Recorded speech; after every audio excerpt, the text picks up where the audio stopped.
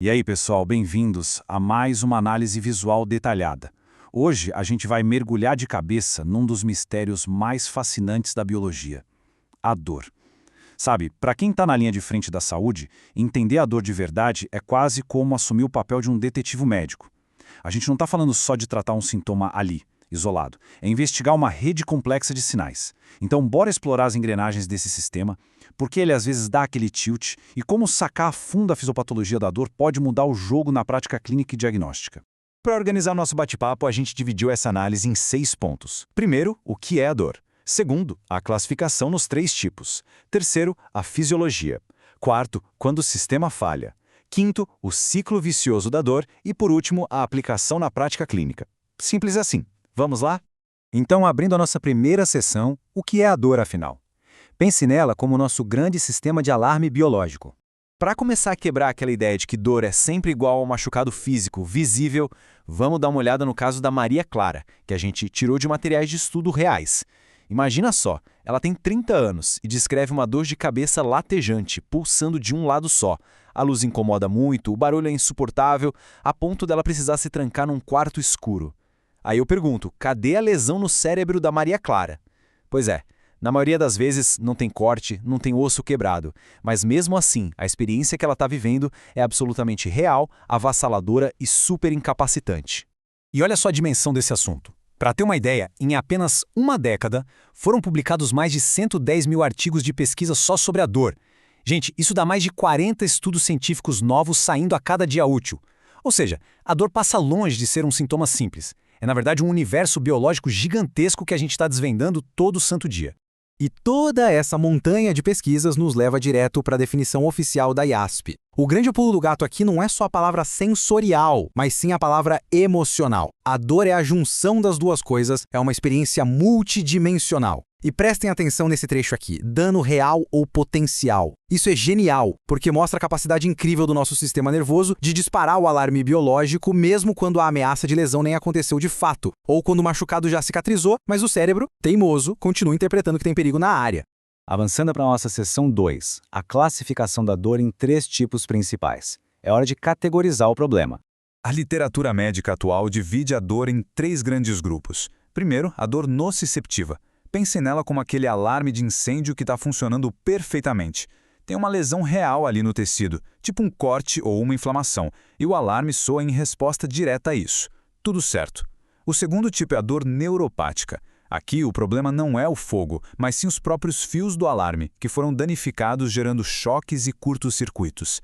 É a dor que vem de uma lesão no próprio sistema nervoso. E o terceiro, que é fascinante, é a dor nociplástica. Super comum em casos como a fibromialgia.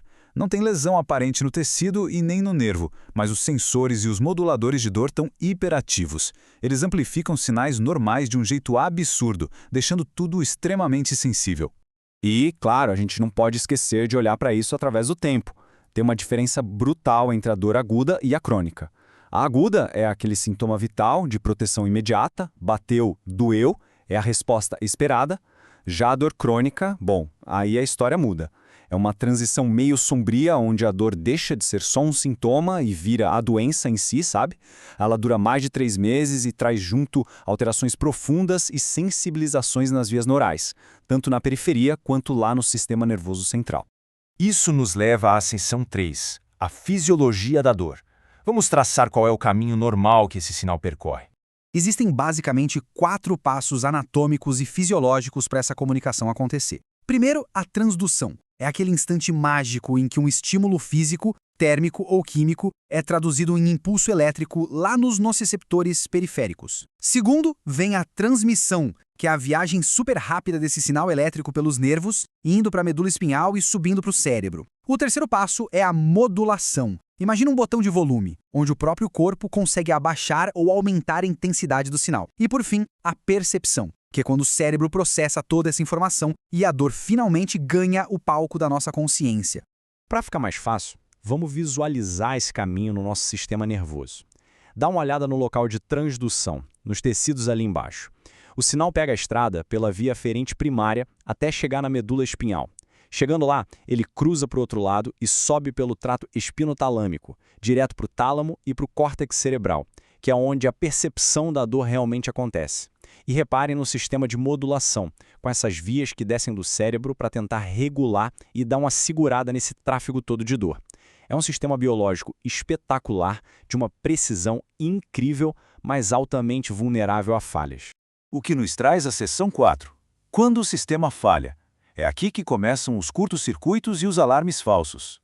Um dos fenômenos biológicos mais malucos que a gente tem é a dor referida. Basicamente, é a dor que você sente num lugar totalmente diferente de onde a lesão original está acontecendo. Isso explica muito aquele mistério na hora do diagnóstico, quando o exame físico diz uma coisa e quem está ali na sua frente reclama de outra completamente diferente. Sabe quando alguém infarta e sente o braço esquerdo doer ou a mandíbula? O dano real é profundo, lá no coração, mas o cérebro acaba fazendo uma confusão enorme sobre a origem anatômica do sinal e joga a dor para outra área.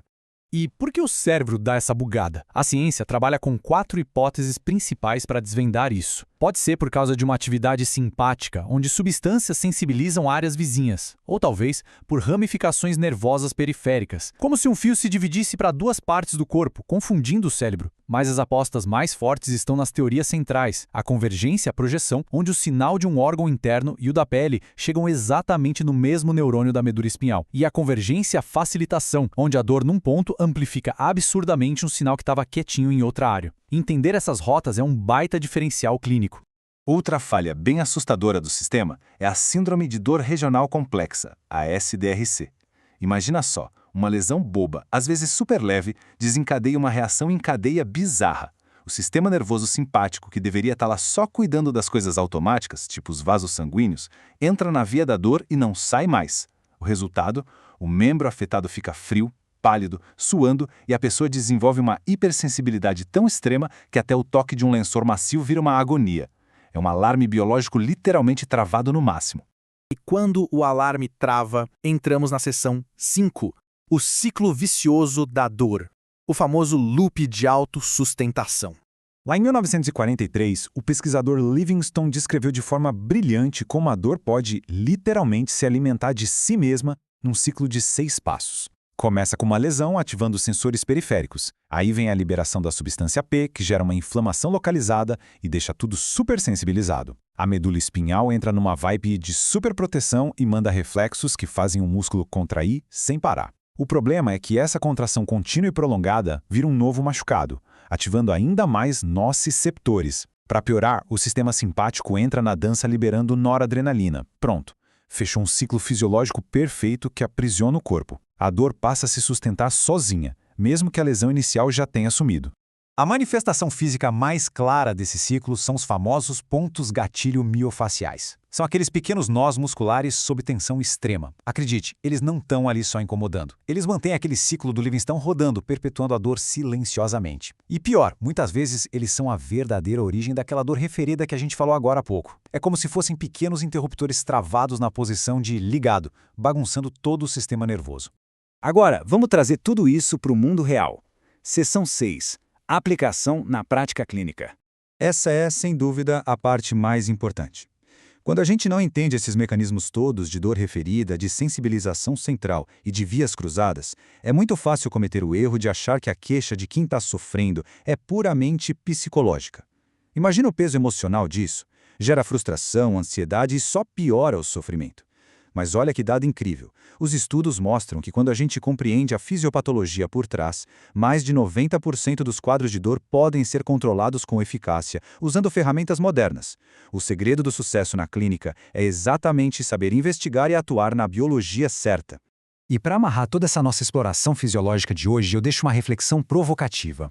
Já que a dor não é só um aviso passivo de que algo machucou, mas sim um sistema dinâmico, ativo e cheio de atalhos e falhas, como esse entendimento super preciso das vias neurais vai transformar o seu próximo diagnóstico? Pense nisso. Cada dor carrega uma história biológica profunda, única, e cabe a nós, no papel de detetives médicos, saber escutá-la do jeito certo. Valeu demais por acompanhar essa análise e até a próxima.